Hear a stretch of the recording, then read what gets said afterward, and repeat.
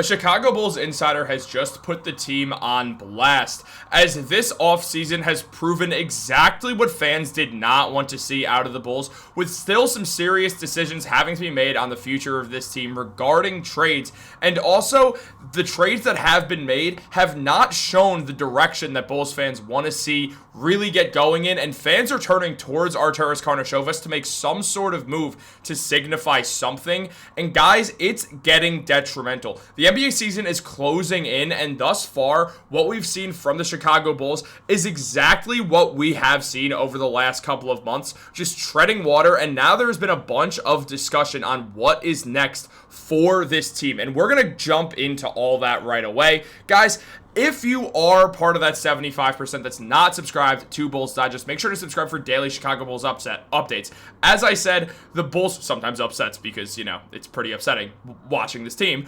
But if you guys are part of that percentage that's not subscribed, make sure to subscribe. But let's jump into the video, guys, because Arturas Karnisovas, since taking over, there has been moves that have worked. For instance, the move that made the Bulls a 1 seed, there was actual promise there. However, the constant wondering about what was going to happen after Lonzo Ball's injury and the answer being absolutely nothing for nearly 3 years was absolutely infuriating. Karnisovas was okay with this team treading water, not being good enough to actually contend, but also not tearing things down and getting the most assets they could out of DeMar DeRozan and Zach Lavine when there was a clear opportunity to do so. On top of that, we still see players like Nikola Vucevic on a roster that really does not have a plan going for it right now, and there isn't even a plan for Vucevic right now. Meanwhile, there was a time where Vucevic, the Bulls could have netted a first-round pick, maybe even 2, with one of them being protected for Vuce, and now we're looking like it's past that point. Things have taken a terrible turn for the Bulls recently, and they got put on blast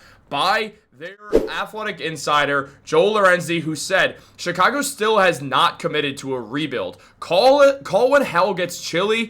Fans have begged for a sign of progress, or at very least, something that signals change. The Bulls responded this summer by extending Coach Billy Donovan and dealing away Lonzo Ball without receiving any draft capital. Perhaps Noah Essengay could bloom into a starter. Perhaps Isaac Okoro becomes rejuvenated in Chicago. But those things hinge on the promise of internal development. And right now, watching the Bulls, we haven't seen any development. Whether it's internal or external, there has been very little to hinge on to say that Arturas Karnisovas deserves to continue being the president of basketball operations, calling the shots for the Chicago Bulls. Because right now, what we're looking at is a guy who, yes, has certainly made some good moves, but also has decided to stand pat way too often for a team that is desperate to see some sort of direction.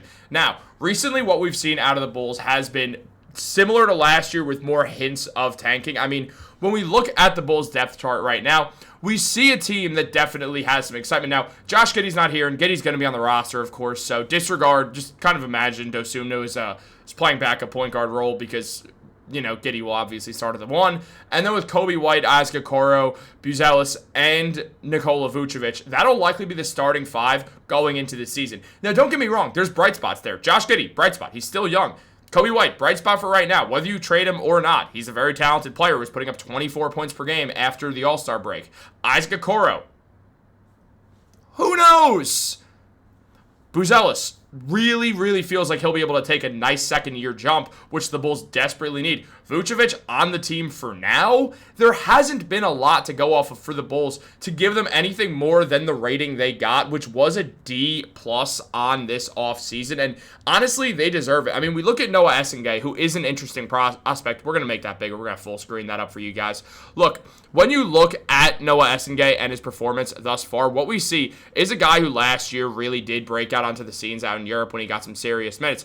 In 23.7 minutes per game, he put up 12 points a game, which was nice, especially overseas. That's where there's less possessions and less points per game.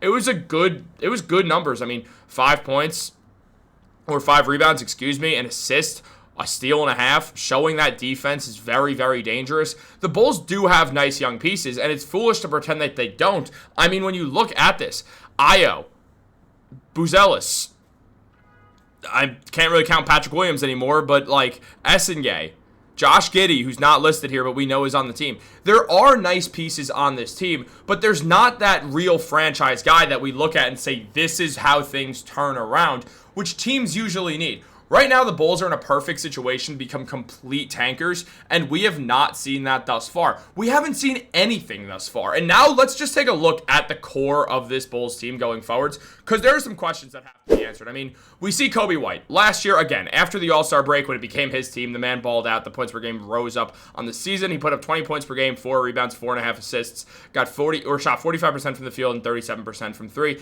Very solid season out of him. Going in, he will be the number one option next year, with Giddey, Buzelis, and obviously Vooch having a say in things as well. Speaking of Vooch, I should say, Vooch averaged 18.5 points per game last year, 10 rebounds, and 3.5 assists. He also shot 40.2% from three with 53% from the field. He's a very great offensive center, and now at 34 years old, the Bulls have one last chance to trade him, but even that is up in the air for some questions right now. We look at White and Vooch. They're the guys who it feels like could end up getting traded, but right now we see there's no trade market for Vooch, and it's more likely there's going to be a buyout that happens for him on top of that. So that's certainly a cause for concern. Meanwhile, we see from Jake Weinbach a sign and trade concept that would send Jonathan Kuminga to Chicago continues to be mentioned as a realistic possibility among league circles, and Kuminga is reportedly looking to move on from the Warriors in hopes of finding a bigger role elsewhere. Vooch, Coby White, and Dosunmu are names that could be linked with Golden State in this scenario, and I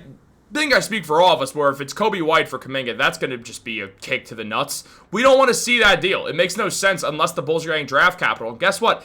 If they are, then all of a sudden that becomes a good move for Chicago in the sense of it keeps showing that you're going in a specific direction. You're tanking. You're moving forwards with the young players you have and calling it quits with anyone else right now. I mean, again, when we look at a guy like Coby White, he's going to be a free agent soon. There's not that much time left with him. So it is important for the Bulls to have to figure this out. Meanwhile, let's just keep going through some of the other core members of this team.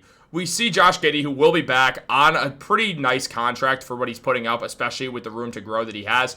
Last year, put up 14 points per game, 8 rebounds, 7 assists, got a steal per game, shot 38% from three and 46% from the field. He has been great for the Bulls, no doubt about it, and he's going to continue to get better, and that's going to be a huge part of this team. He's going to be a huge part of things going forward, but still, what else is coming? I mean, we see Isaac Okoro, who was dealt for Lonzo Ball. Why was this the Lonzo Ball trade? There was way better moves out there. For instance, moving Lonzo for a first-round pick. Instead, Isaac Okoro, who's 24 years old and really has not been anything short of disappointing, joins the Bulls. Look, 6 points per game, 2 rebounds, 1 assist, 46% from the field and 37% from three. Maybe he'll have a bigger role in Chicago where he could have some sort of resurgence.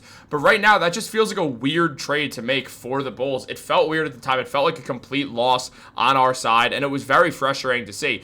And then there's Ayo, who is 25 years old now, also will become a trade candidate at some point. Put up 12 points, 3.5 rebounds, 4.5 assists. Solid defender as well. 49% from the field and 33% from three. He is someone who teams will be interested in. So the Bulls do have pieces to move and they have pieces to keep. But right now, what we've seen out of this offseason is nothing. Zero. There's been nothing to really say about this offseason. It feels like Arturas is just fine continuing to tread water. The one thing that cannot happen, and honestly, it was correct to put the Bulls on blast, and more people should, so the Bulls feel pressure to do something. Just pick a direction. It's not that hard, because there's an obvious direction, and that is absolutely tanking. What do you guys think? Let me know in the comments down below. Also, I don't like the idea of tanking for any team. I think that tanking never really works.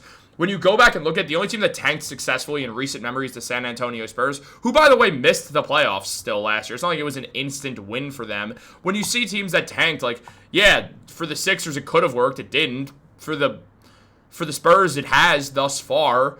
But tanking's not always a perfect solution. But in this case, there's no other move. Stockpile assets. All the picks are free.